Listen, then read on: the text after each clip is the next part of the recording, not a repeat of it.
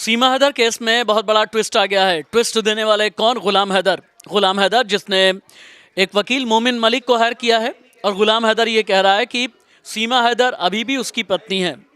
हालांकि गुलाम हैदर का कहना यह है कि उसे हक चाहिए बच्चों का।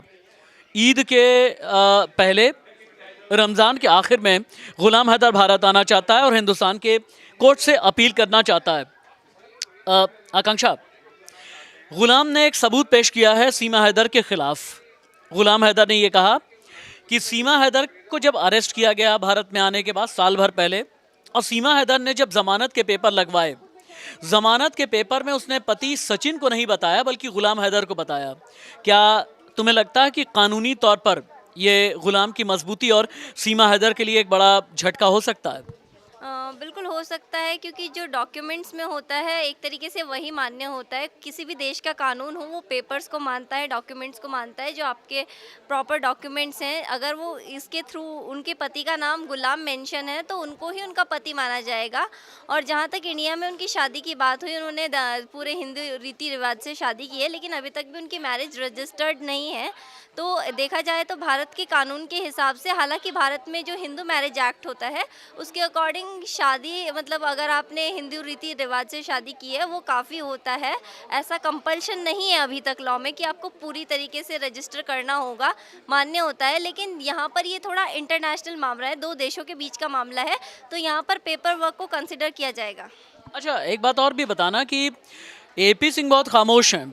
एपी सिंह कहीं ऐसा तो नहीं कि अपनी प्रॉपर कानूनी तैयारी कर रहे हैं मोमिन मलिक के खिलाफ? एपी सिंह वैसे तो सीमा के केस में हमेशा बहुत वोकल रहते हैं, हमेशा उनके बयान आते रहते हैं, हमेशा सीमा को बैक एंड से सपोर्ट करते हैं।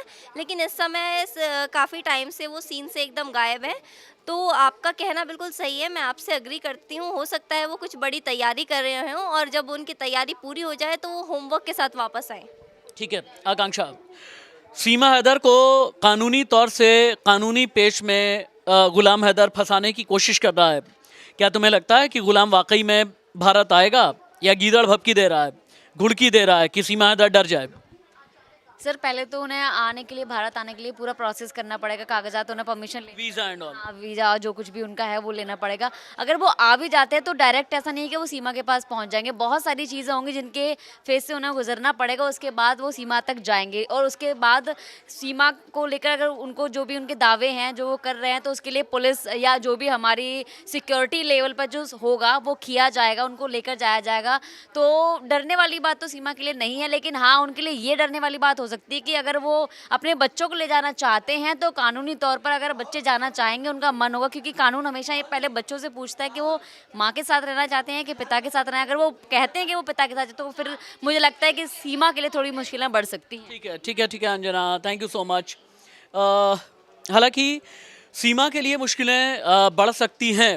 जिस तरह से खबर ये आई है कि गुलाम हैदर ने यह दावा किया है कि सीमा को जब अरेस्ट किया गया भारतीय कानून के मुताबिक लगभग साल भर पहले, जब ये आरोप लगे कि सीमा हो सकता है पाकिस्तान की जासूस हो, जमानत के लिए जो पेपर पेश किए गए उसमें सीमा ने गुलाम हैदर का नाम लिख दिया पति के तौर पर।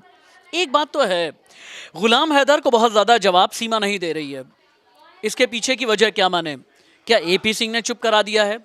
एपी सिंह कोई जवाब नहीं दे रहे हैं। मोमिन मलिक एक के बाद एक नोटिस भेजते चले जा रहे हैं। मोमिन मलिक यानी जो गुलाम हैदर के वकील हैं, 3-3 करोड़ के नोटिस सीमा के खिलाफ, सचिन मीणा के खिलाफ अभी तक भेजे जा चुके हैं, लेकिन नोटिस का अभी तक रिप्लाई नहीं आया। कानूनी रिप्लाई क्या होगा, इस पर नज़र हमारी बनी हुई है। नमस्ते।